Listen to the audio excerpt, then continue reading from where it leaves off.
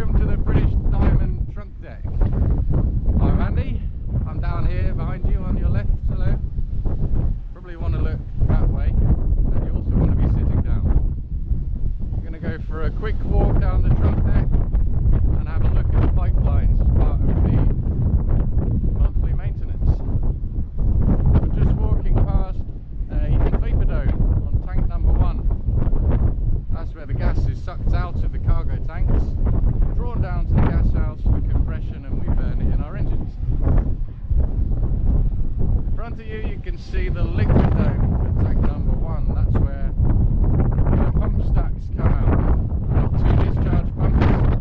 You can see one starboard cargo pump, and you can see the filling line. Also, got an emergency pump discharge.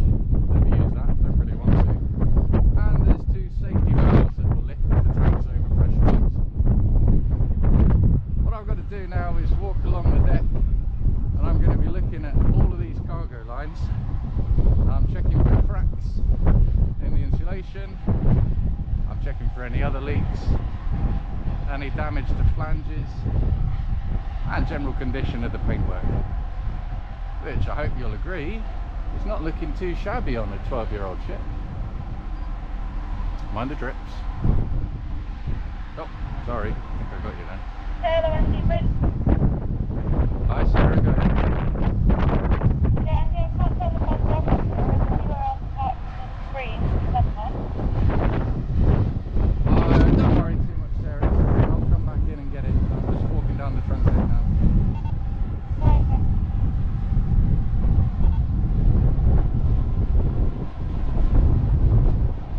These big, tall, white masts we're walking past, they're the vent masts. That's where, if the safety valves lift, all the gas comes out of there rather than spilling close to the deck.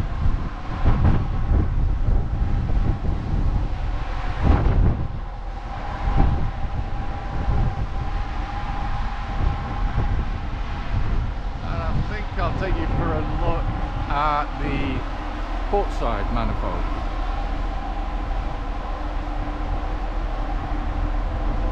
If any superintendents get to see this, don't worry, I will be taking other photos.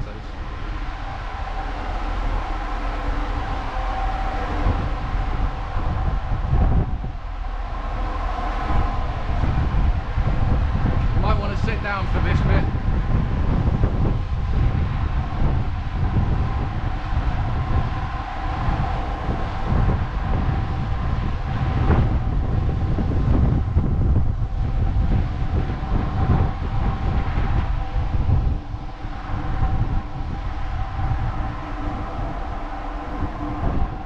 As you can see, we've got 1, 2, 3, 4 liquid manifolds.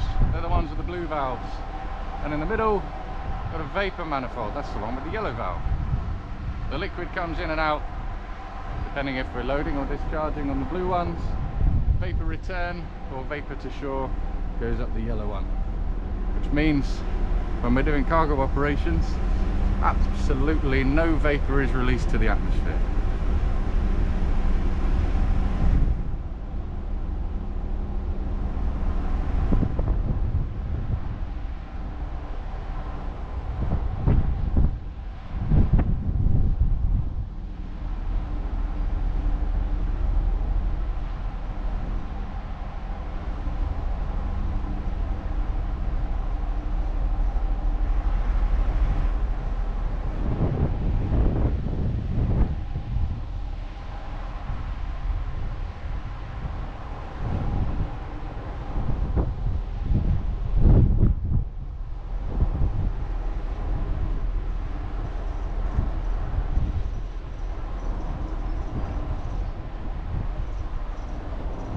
If you've been counting, you'll know that this is the 3rd cargo tank we've reached now.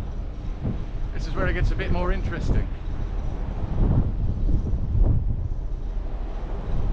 Because in front of us here is the compressor and motor room. That's where we compress the gas that we then send to the engines to be burnt, or to the GCU if the engines don't need it. This line here is the return line. That's where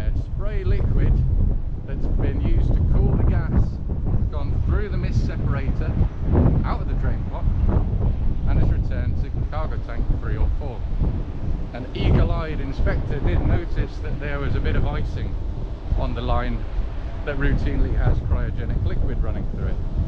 What an eagle-eyed chap he was. I'm sure his contribution to safety will make him sleep at night. And the drips.